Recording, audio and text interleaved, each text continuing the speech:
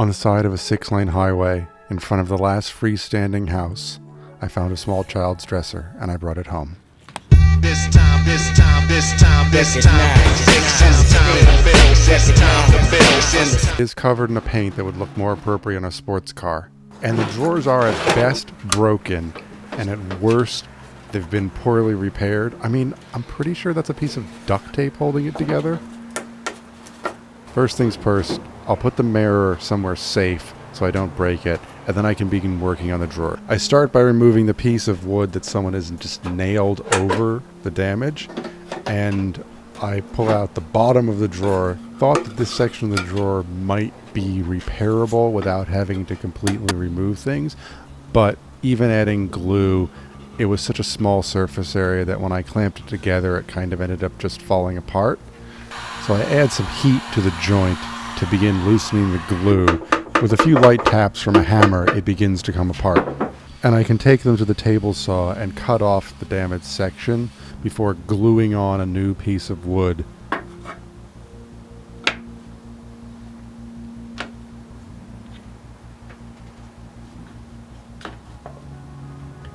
One more clamp just for insurance. I can let that dry and begin disassembling the rest of it.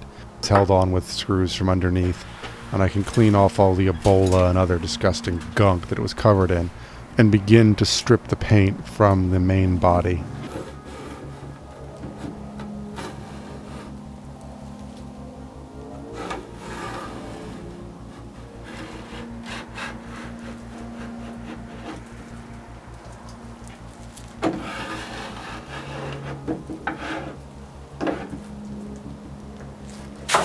Even with the paint removed, the underlying timber still had some discoloration, so I took it and bleached it with some oxalic acid.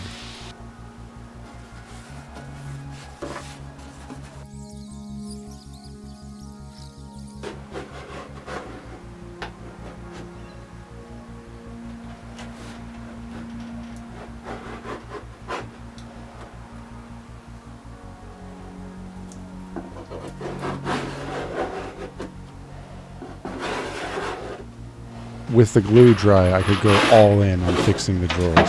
So I cut the patches to length, because it was easier to glue them up if they stuck out a little bit. And then I could begin laying out and measuring the dovetails.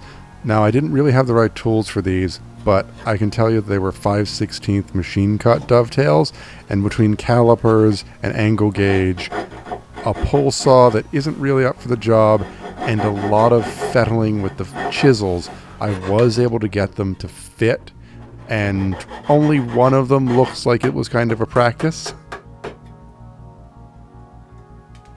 Once I could get far enough along to test fit them, I could mark where the bottom of the drawer was, as this was a relative measurement for each piece, and then cut them down to width on the table saw. So it was easier to stain the drawer fronts while they were apart. That way you don't get the stain on the dovetails. And the handles for the drawers were not easily removable, and I'll come back to that and show you that later.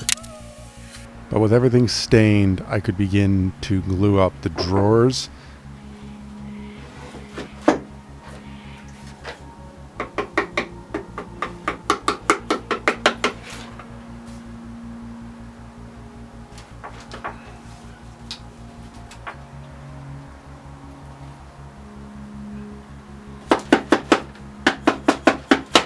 Once I got it in clamps, I could move on and do other things. So here I'm taking apart the mirror holder on the back, and I can get in close and show you what I mean, that the fittings on all of this are held in with these things that look like screws, but they're actually tiny little escutcheon nails.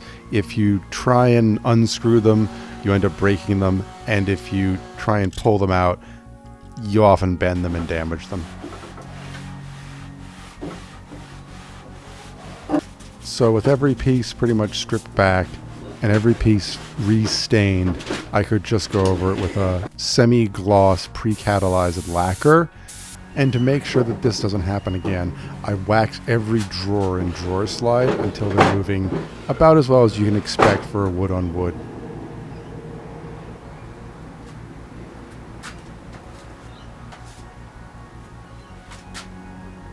can do the final assembly. This piece is so small, it doesn't need to be broken down to move. So long as you keep the mirror somewhere safe, it fits in even the smallest car.